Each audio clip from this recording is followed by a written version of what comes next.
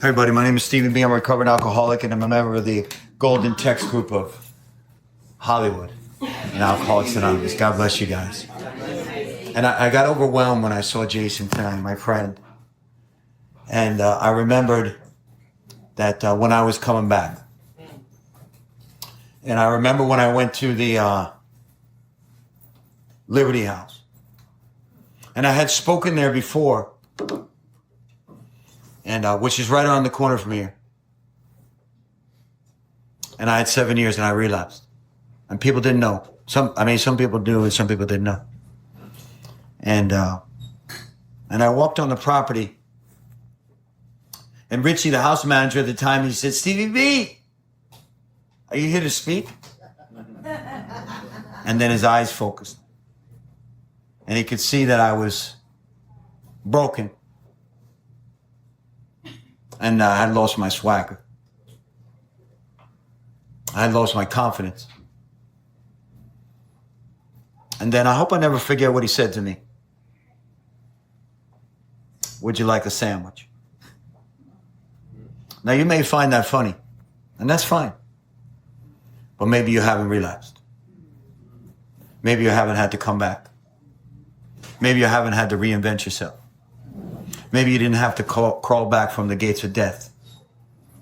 Maybe you don't understand how it is to be broken. Maybe you don't understand how it is to have nothing. To once be on top and then to know that it's only going to be by a certified miracle that I'm going to be able to stay back. Because coming from the Fort Lauderdale Hospital, which is now called Fort Lauderdale Behavioral Health, on the psych ward, and having the van drop me off at a Liberty House, Richie could quickly see that I needed help. And so if you're here tonight, and I don't say that to be dramatic, because Jason's the first person I see. I parked illegally right outside, and I saw him. Not only did I park illegally, I didn't even park in the right direction. There's one of you guys parked in the back where nobody can get around you, and that's fine. You're here. It doesn't matter, but I just want to let you know that. I don't know who did that. Probably a member of Narcotics Anonymous.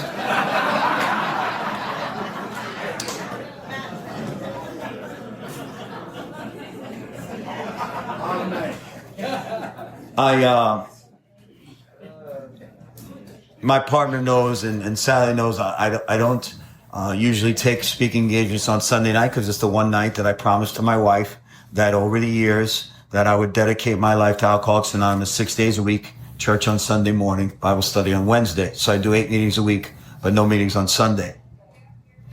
And but when Sally called, I remembered that there's the only reason I have the things that I have, and the only reason I have a wife today that was in the car that loves Sally, is because of Alcoholics Anonymous and the grace of God. And if I ever forget that, which I'm not planning on, but if I ever forget that, I'm not saying I'm too big for Alcoholics Anonymous on Sunday night, but there has to be at least some balance. There has to be something put aside.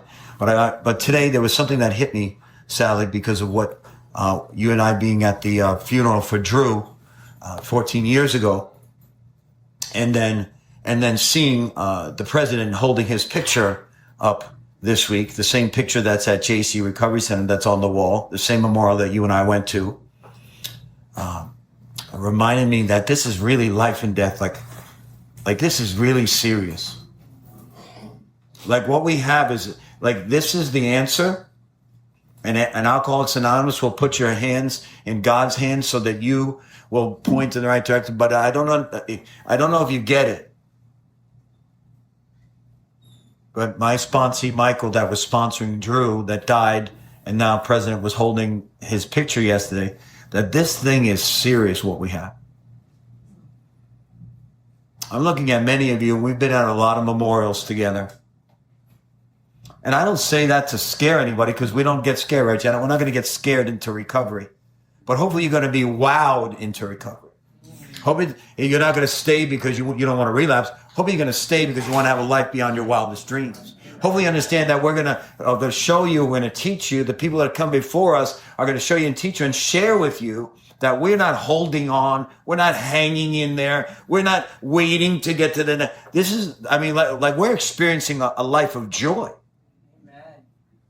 Like on the way here, there was Sunday nights when I couldn't get myself unrolled out of a carpet because I was in such a bad place that I thought the police were going to come in at any time. They were going to break into my house. They were going to arrest me.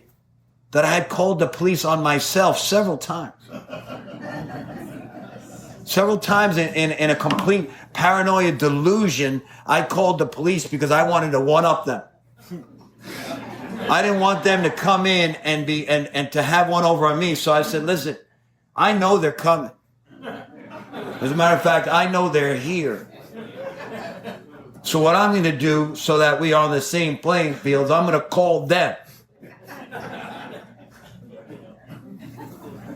And I made reports on myself. There's a guy smoking crack in the house.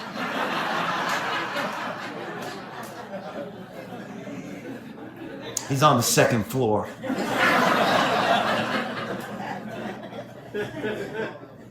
What's the description? He's got one eye. And he's rolled up in a carpet in the middle of the floor. He thinks he can't be found, but you can find him if you look for the big rolled up carpet. And when the police came to the house and my grandfather was on the same alarm system, so he came. And the police came at the same time as my grandfather, and they were banging on the door, wanting to know what was going on.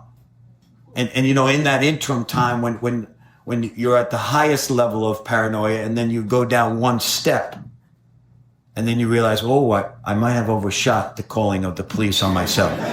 Maybe that was one shot too much.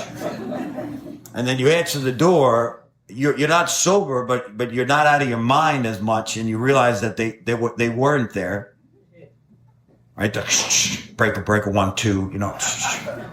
We're breaking in and we're coming in. Full. And you realize that was in your head. I've been there many times. I've fallen out many times. I've driven drunk many times. It's a grace of God that we're here tonight. And the 12 steps of Alcoholics Anonymous are not just something to do. They're supernatural and magical at the same time in the idea of them, that if you do them, something that you don't plan is going to happen to you. Just the very essence of you following directions when you don't want to follow directions, just that very nature of you doing the 12 steps, because we are defiant by nature. These are the 12 steps. You need to do them. I don't want to do them. These are 12 steps that are going to save your life. I'm going to do 4 of them. These are the 12 steps in order to have a happy, joyous, and free life. Is there any other way? What about smart recovery? I heard of smart recovery is less steps. I don't know how smart it is, but I know that the 12 steps of Alcoholics Anonymous will produce a permanent change one day at a time, where you will get into a place where you're never even going to think about drinking a drug ever again. What? I couldn't go 24 hours without thinking about getting high. Jason, you know what I'm talking about? 6 hours? Yeah, but guess what? There is a solution. There is one that has all power. That one is God. May you find him now. You're in the right place. I sat in that exact same chair. I'm going to tell you something, Jason. I want you to pay attention. Friday night, Mainliners. I was sitting with the founder of Mainliners. His name is Gary H. He's gone now, so I could say his last name, Gary Hunt. He's the founder of Mainliners here on Friday Night Narcotics Anonymous. I'm sitting in that table. Paul Efron, Gary, Lenny, we're all sitting there. Gary gets up from the table and he says, you know what? There's a bunch of BS. You know who I'm talking about, Jenny. There's a bunch of BS. I started this effing meeting. I know more than these guys. Well, I'm not going to pick up a white key tag in this meeting.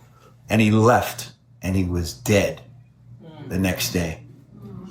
So you know what, Jay? You're here. You're inside. You're not outside. We're not burying you. We're not doing a memorial for you. Anybody that's in here tonight, you are a miracle. Don't let your ego keep you out of the doors. Don't let your ego tell you don't have to work the program. Don't let your ego tell you that you're different. You're not any different. Why? Because you have a different drug of choice? Because you're not a pure alcoholic. I bet you're a real alcoholic. I bet you if they took all the drugs off the planet and they only had alcohol, you'd be a real alcoholic.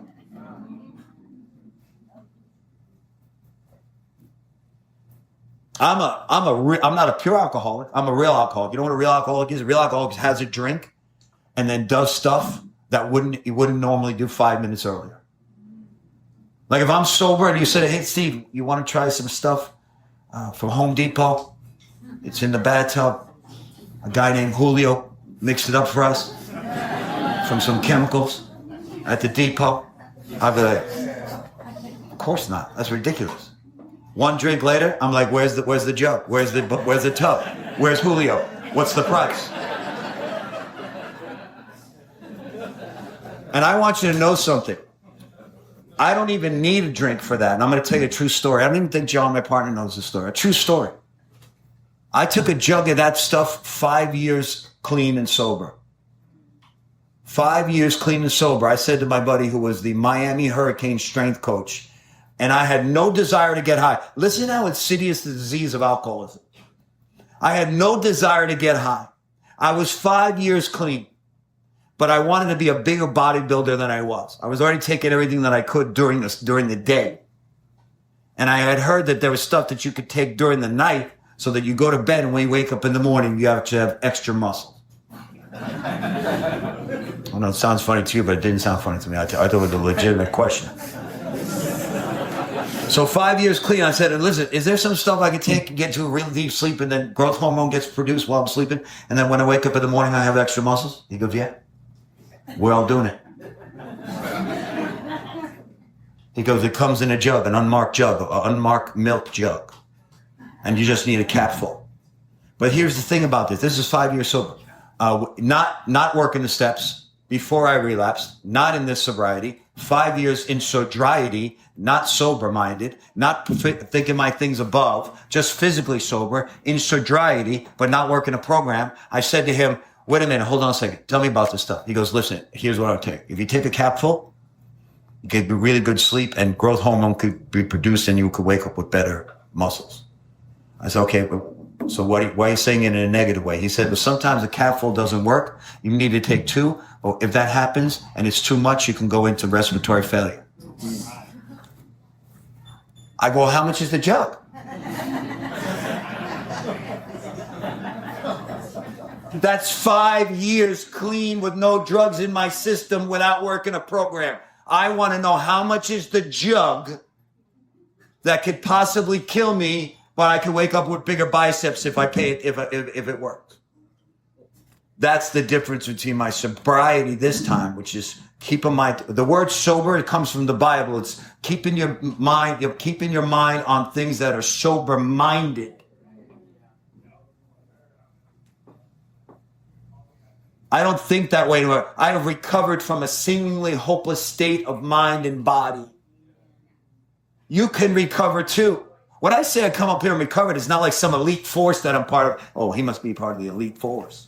I'm not part of the elite force. This is in the first chapter of the big book of Alcoholics. We have recovered from a seemingly hopeless state of mind and body. That means, what's that, brother? Yeah, it's on the first page. Whatever he said, but I'm not honored with whatever he said. First page. I recovered from a seemingly hopeless state of mind and body. I don't think the same way that I used to. Drugs and alcohol are in front of me. I don't look at them the same way I used to. There was not a drug. I'm going to take a line from Paul Efron for a second. There wasn't a drink or a drug that I ever said no to unless I didn't understand the question. I have never said no to a drink or a drug. Never.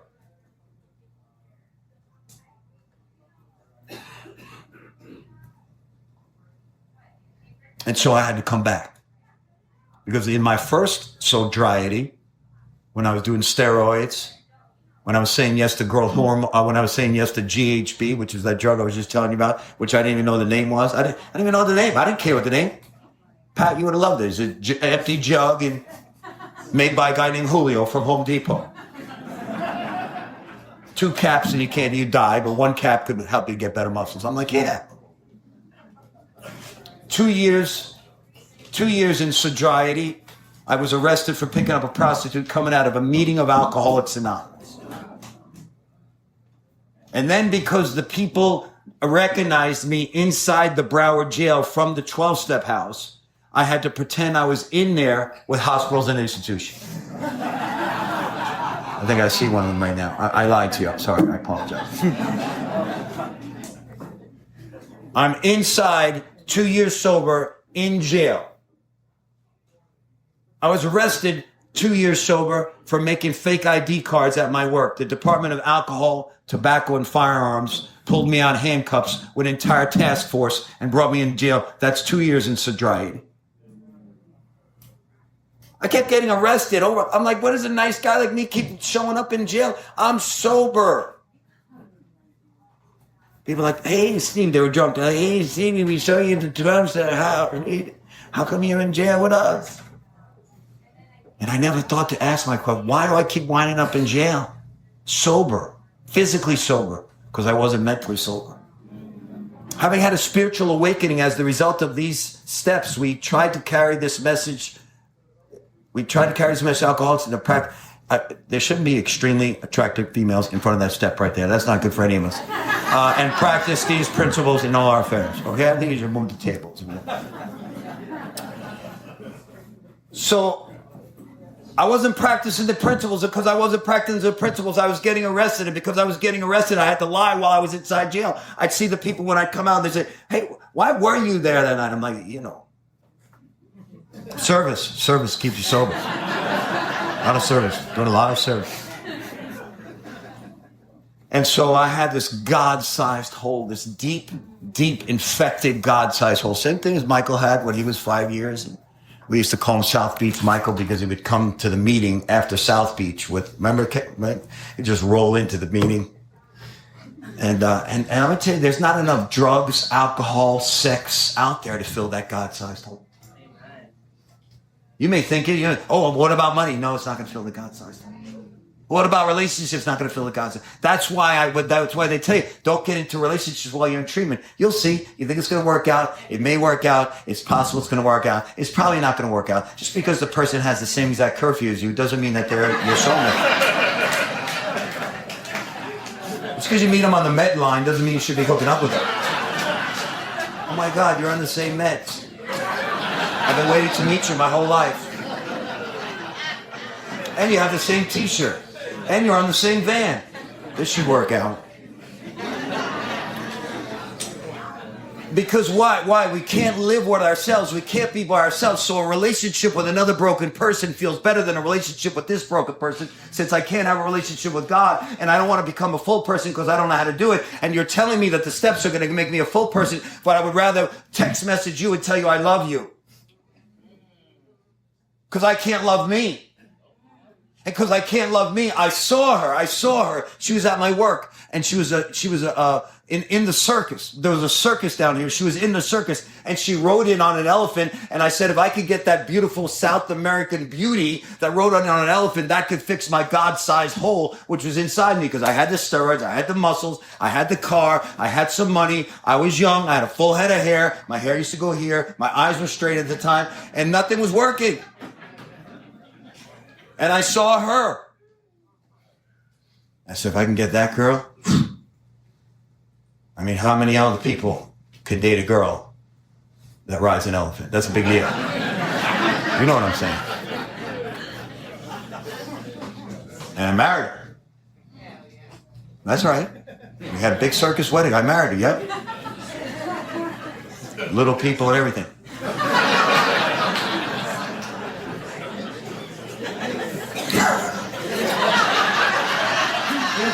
I tried, Ahmed. I tried to keep it.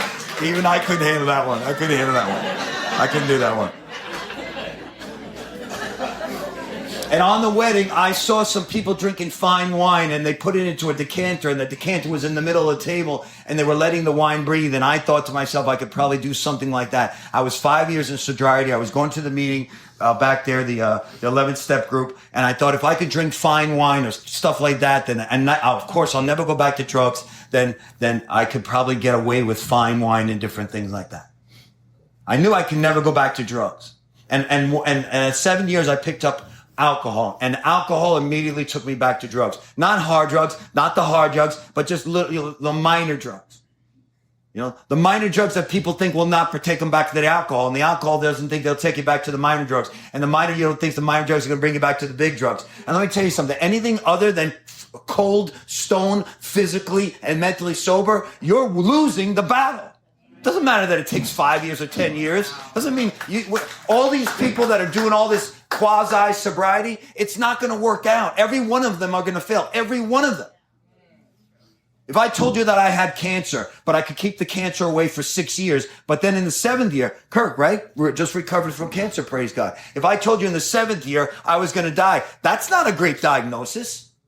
All the people that are trying all these secondary drugs and they're able to maintain for 2 years or 3 years or 4 years and get the business and do this, they're all going to crash and burn if they're true addicts and alcoholics. I'm a true alcoholic. That means anything that separates me between me and God, that means I'm more important than God. That means it's going to return me back to me. And anything that returns me back to me turns me back to the sickness. I was 12 years sober when I was 12 and I was still miserable. At 12 years old, I wanted to hang out with the coolest kid in school, so I gave him a gun, and I told him, if you hang out with me, you can shoot at me.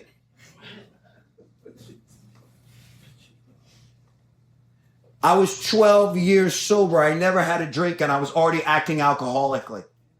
Sober, physically sober, is not going to be the answer to this. I'm mentally defective, as the big book says. I'm outright mentally defective.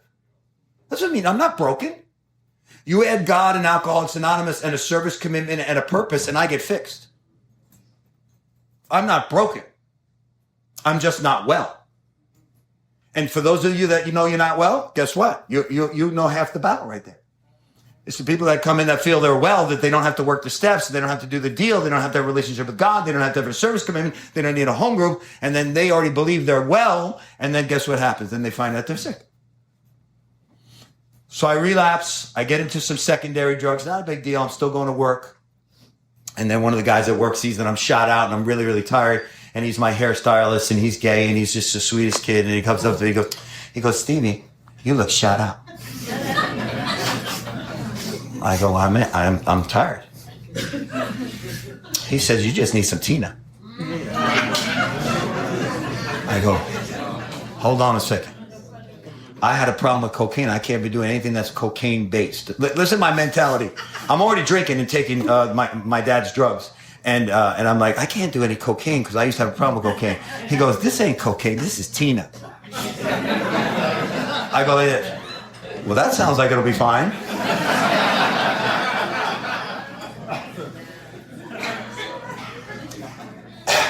And 30 years ago down here, you really shouldn't get involved with Tina because that was crystal meth. And all you guys that came in from the Midwest, we appreciate you shipping in your stuff, but we didn't have it back then. And so here I am, hooked on Tina, hanging outside the Copa, which if you don't know what the Copa was, the only gay nightclub we had. And I'm like, hey, if you could hook a brother up. And it was a nightmare.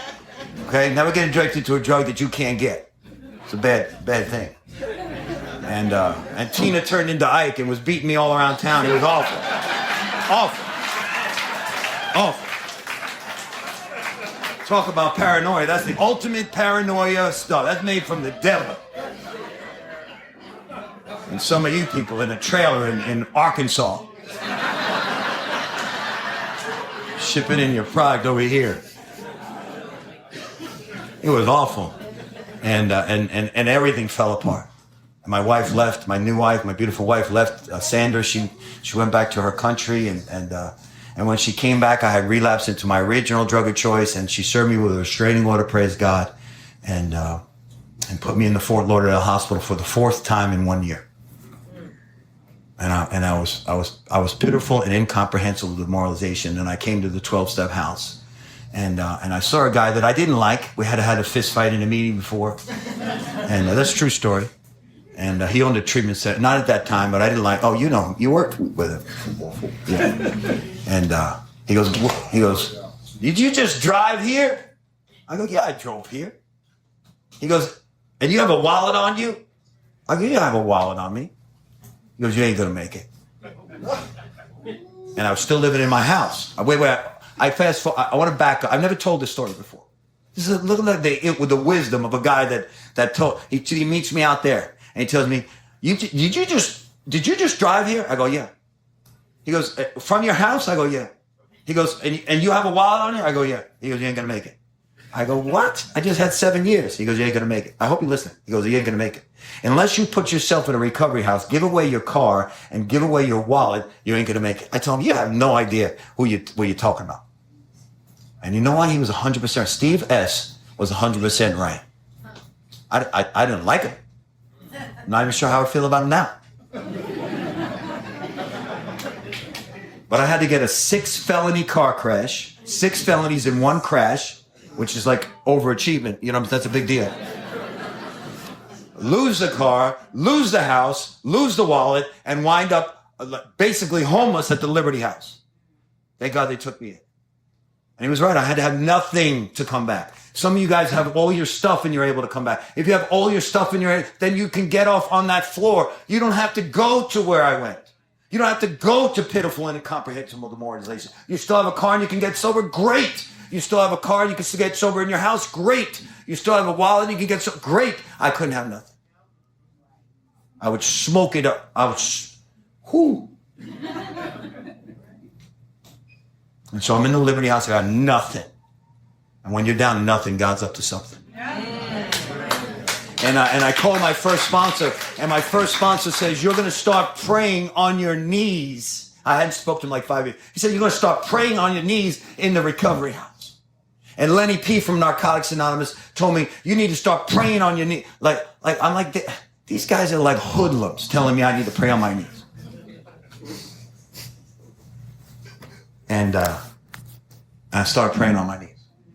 My sponsor said, if I invited you over my house and you started grabbing the food off the table and you didn't say please and you got up from the table and you ran out the door and you didn't say thank you, do you think I'd ever invite you back over my house again? I said, of course not. He said, so why should God invite you back into the day of sobriety without you saying please for that day of sobriety and thanking him for that day of sobriety in the same day? You agree? What kind of gratitude you got? And I started praying in the recovery house, and I started asking God to keep me clean and sober, and I started thanking him at night, and then 30 days into the program, into cleanliness, into living around the corner, into no car, no job, no nothing, into it I started to get like, oh, maybe I overreacted. Because now I'm like showering, and like I'm shaving, and like I'm brushing my teeth, and I was eating, and I'm thinking, you know what, I could probably get high one more time. Like I had developed some type of junkie superpower. Like 31 days ago, I couldn't stop using, but 30 days later, I think I could use one more time and no one's going to find me. No one's going to find out. And I come up with this unbelievable plan, but I didn't have any money. And I appreciate you guys that go on a run with no money. I mean, you guys are overachievers. I appreciate that. You just go on a run. You're not even on a walk. What do you do? You got no money. What kind of run is that? That's a slow lip.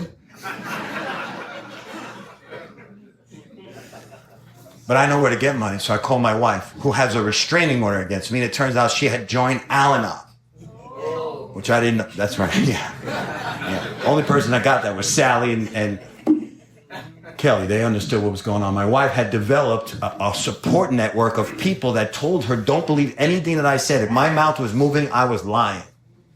And I called her up, and I'm like, sweetheart, and I finagled in her to giving me $199. And I was 30 days clean. And I ran around the corner over here to the Sprint store, which was Broward Boulevard and Federal Highway. That's what God did for me, what I couldn't do for myself. Step 2, came to believe that a power greater than ourselves could restore us to sanity. All these people that come up here and they do the steps and everything, and I'm one of them, don't get me wrong. You know what step 2? Step 2, you want to hear what step 2 is? You really want to know what step 2 is? Do stuff differently. Watch what God does. A, that we were alcoholic and could not manage our own lives. B, that no human power could have relieved our alcoholism. And C, that God could have would if we were saw it. You know what God did for me that day? You know what God did for me that day when I got up off my knees and I went to go get high because I had a 3 or 4 hour window before the guys came home? I went to the Sprint store with $199 and I told the guy behind the counter I need to be out of here in 5 minutes with the cheapest cell phone you have because I knew I was going to go get high. And God puts the guy from Alcoholics Anonymous from the day before, told Drew from the Victory AA meeting, he's the guy behind the counter, and he says to me, Stevie B, welcome back. You think it's a coincidence you're here? You think it's by chance you made it to this meeting? You think it's by chance you're in the recovery house? You think, oh no, I'm only here because of the court system. Thank God for the court system. Thank God you're not dead and buried in a box outside. Thank God you're not on the train tracks right now. Thank God that you made it in here tonight. And told Drew, said to me, welcome back, Stevie B. And I didn't get high. And at that moment, I didn't realize, but God had done for me what I couldn't do for myself. And then my wife invited me I stayed 11 months in a halfway house, by the way. When Ray called me at 13 months and told me he was going to leave Primary Purpose, I said, then get yourself a new sponsor. You ain't ready. You know what? The next time you come up with an idea, and by the way, I don't have a recovery house, so I'm not trying to pitch my recovery house. This is what I want to tell you. Next time you come up with a great idea to leave the recovery house, why don't you ask somebody's opinion that knows you and be ready for the real answer? I told Ray, get another sponsor because you're not ready. I told Michael M. Michael M. was with me and he came up to me and he said, are you ready? I said, you're not ready. Then he came back and he said to me, I'm ready. I said, you're not ready. And he waited until we believed he was ready and he's never relapsed since. I'm not saying that that's the answer. You know what the answer is? You don't have the answer. Made a decision to have God be our director. He's our director. We are his agents. He's the principal. We are his agents. He's the father. We're his children. You have no idea what you're supposed to be. That's Mom. I forgot your first name. Matt. Good to see you. Yeah. You got all these big... Listen, your best idea told you to drink while driving. Your best idea told you to buy stuff from Chulo. It's your best thinking. Now all of a sudden you got 3 months over and you know when the time is to move out? You have no idea. And so my wife invited me to come back and live in the house at 11 months. And when I came back to live in the house at 11 months, that day I turned the mattress over and there was my stash in the mattress, between the two mattresses. And I had never been able to say no to my stash. You know, whatever your stash is, your bottle, your kit, your rig, your stash, whatever it's called, Satan in a bottle. But guess what? I had just gotten off my knees. And when I had gotten off my knees, now it was different than when I was getting off my knees and when I was in the halfway house. I'd gotten off my knees with gratitude. You know how they say a grateful alcoholic will not drink? I can't tell you how important gratitude is. Listen, I called Sally today, and I wasn't sure I was going to take the meeting on, but Sally, like kind of her hometown where she's from and people that she know, all these beautiful children just died in the area Sally's from. And I was telling Sandy, I said, Sally's so amazing, Sandy. With all the stuff she has going on, she helps us with the All About God at the JC Recovery with Michael. And with all the stuff she's going, she's so amazing. I call Sally up. You know what she says on the phone? I go, Sally, how are you doing? And I said it just like that. On speakerphone with my wife. How are you doing? Knowing that her area has been devastated by the floods. Over 150 people died. 100 of them are children. She knows people from that camp. I go, Sally, how you doing? She goes, I am so blessed. I'm with a sponsor here. I'm cooking breakfast. We're going to do the 5th step. It's a great day to be sober. And you know what happened to me? My attitude got adjusted. And I was calling to tell her that I can't make the meeting. And then the next thing you know, I go, Sandy, can I do the meeting? She goes, yeah, do the meeting. I go, okay, so we got the meeting.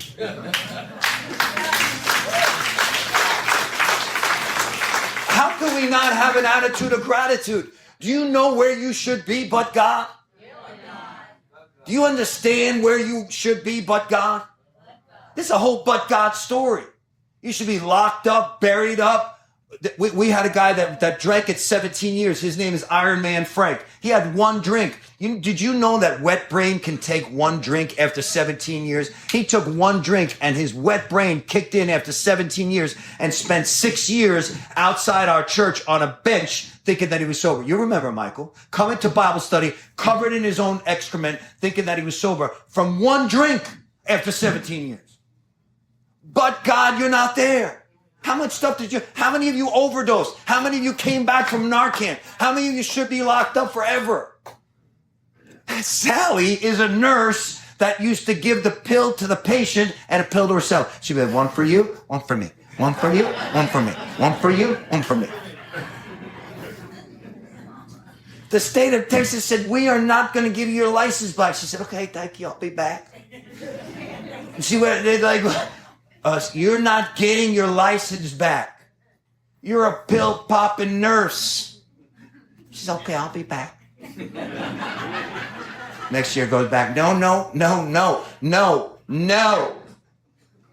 She's a full-fledged nurse. She's everything's been restored. Flies around the country, helping people.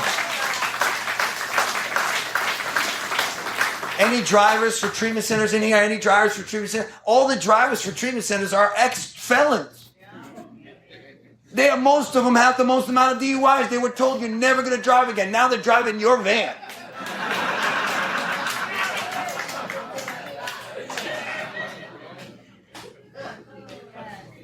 The techs at your treatment centers just got let out last month or 6 months earlier. You have Pancho Villa running your ward right now. But God. But God. You understand it's a but God story? And when you understand where all the power comes from, then you're not going to take any credit for it. Because if you do the math, you shouldn't be here. God gave this unbelievable program to us, undeserving people. Romans 5:8 said, while we were still sinners, God died for us. He gave us this unbelievable program between 1935 and 1939 to people that were dying, that had no hope. He gave a hopeful program to a hopeless person. And that hopeless person went and told another hopeless person. And then that hopeless person told alcoholic number 3, who's on the bed right there, Bill Dotson. And that alcoholic number 3 person is why we're here. We give all the credits to Bill W. and Dr. Bob. It's because of that person that we're here, because they wouldn't have had a mission. What's your mission? Is it all about you still at 6 months into it, 9 months into it? It's still all about you. You got no sponsees. You're still not doing the dishes in the sink. It's all about you. You ain't going to make it. You're still all wrapped up in self. You're overdressed. 6 months in living at Liberty House, I already started a big book study. Nobody was coming, but I had a big book study. My roommates are like, what do you know? You only got 6 months. Yeah, but I got 6 months. Like, you're not a teacher. No, but I'm a recovering drug addict and alcoholic, and I got 6 months. And then one person came, then Mason came, and then Eddie came, and then Todd came. Another guy came. Most of the guys I was in the recovery house with 24 years ago are dead. One's getting out of prison next week. Another one's dying as we speak. The one that's dying as we speak thought he had more answers than Alcoholics Anonymous and he could do it with church alone. Nothing more pathetic than seeing a pastor that has the Lord dying of alcoholism. To have faith and have no works is not what the goal is. If you don't know how to put this into practice, it doesn't matter how spiritual you are, how much you know the Bible. The devil knows the Bible. That doesn't mean anything that you know the Bible. If you don't know how to put this into practice, you ain't going to make it. The most successful people in this program are the ones that can follow directions. It's amazing. It's not like hard directions. There's a chapter called How It Works. And then the next line says, how rarely have we seen a person fail who has thoroughly followed this path? Our path. What path? What are you talking about? What path? Read the Bible. This is their path. I'm not saying you have to. Go find yourself a religious denomination of your choice. Get into some type of ritual every day where you're doing readings. Read page 85, 86, 87, and 88. Make sure you're doing the steps. You're going back and making amends. You're taking people through the work. The work shouldn't take months and months and months and years. The work should take weeks and weeks and weeks. Get with a whole group of people. We got John in here. We got Janet in here. We got heavyweights in. They'll take you through the work. If we don't take you through the work, then we're not going to make it. If you don't have a sponsor, guess what? You have an idiot as a sponsor. I don't know if you got that. Some of you guys have already faded out. Some of my people are already falling asleep. If you don't have a sponsor, you have an idiot as your higher power. It's you. You're going to need help. I need help. I got two great sponsors, Russell Spatz from Miami and Jerry Bear from California, then Tennessee he lived in, and now he's in Delaware. I have two great sponsors. I've always had great sponsors. I have great mentors. I have people that are around me. Wisdom comes in a multitude of counsel. I don't do this by myself, and neither do you. And if you don't have a home group, I know they tell you you're homeless, but I understand if you don't have a home group, shame on you. You should have a home group. How are you going to have a service come in if you have no home group? What are you going to know how to do if you don't have a sponsor? How are you going to recover if you're not recovered? All of these, we have this girl, Lisa. She's probably not here now. Lisa's like the simplest, most amazing person. She's from the South. She says stuff like this. What goes around, goes around. People in the South are unbelievable. They come up with this unbelievable stuff about possum and all this stuff. And sometimes you just got to be that simple. Sometimes it's got to break it down to that simple. This is a simple program for complicated people. I have never met one person in my entire life that worked this program to the best of their ability, as best as they could, with a sponsor that didn't make it. I've never met one. John, have you met one? Janet, have you ever met one? Someone that's, I'm talking about, thoroughly worked this program, did exactly as it's outlined, got involved, had a service commitment, had a relationship with their higher power, had relationships with their people in their lives. I've never seen one person not make it. Maybe they've fallen, maybe they've relapsed, but they get right back up. And if you understand that you're in a miracle program, stop kicking and screaming that we're asking you to do the work to get the miracle.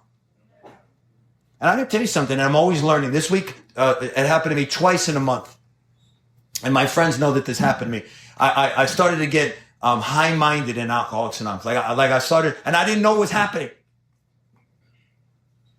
I was in Los Angeles a couple weeks ago, and I didn't like the way the meeting was going, and the speaker that had like 55 years didn't mention God. And I was fuming inside, Jenny. You would have seen me. I was like this. Anyone that looked at me, I'm like...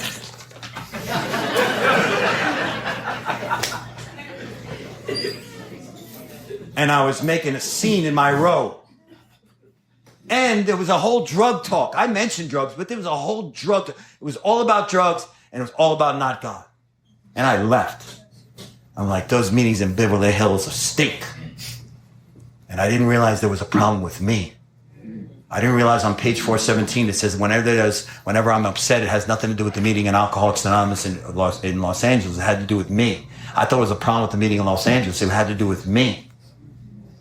And then 2 nights ago, I was at the West Side Men's Group with my buddy Steve, and I didn't like what one of the guys was saying. And I was like, this guy should not be allowed to speak. He's killing people. What kind of rhetoric is that to say that you don't need to have a sponsor and all this kind of nonsense? And in 2 years, you take the steps, and this guy's killing people.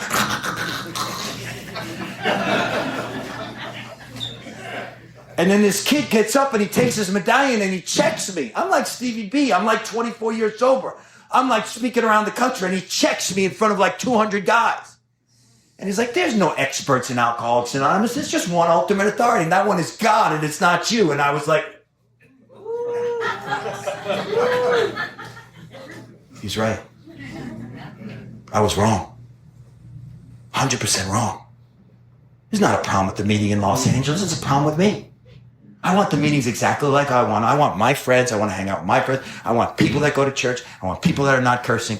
No disrespect, Janet. And I have all these things. And I just want to have it the way I want it. But I'm not open to other people's ideas. And this 6-year-old guy that picked up my medallion, he checked me. And he was right. Continued to take personal inventory. When wrong, promptly admitted. I'm done. Don't worry. And I went to the guy afterwards and I said, hey, I want to just tell you something. You were right. And I was wrong. And something is wrong inside me. And that's a spiritual MRI. And I'm thank you for showing me that. I'm not the president of AA. There's no higher status in here other than member. And everybody's entitled to their opinion. My opinion is trust God, clean house, and help others. And my opinion is that it's a works for me. And so I'm going to continue to do that. I'm going to continue to follow you guys. You guys are lighten the path for me. I'm going to continue to follow. And one day at a time, by the grace of God, I'll stay recovered from a seemingly hopeless state of mind and body. I'll continue to say yes a lot more than I say no. And I'll get to go home to my beautiful wife and my 14-year-old that's not crazy about me, but I'm grateful that I have him and grateful that yeah, he loves me. He's 14. He's 14. Thank you guys. God bless you.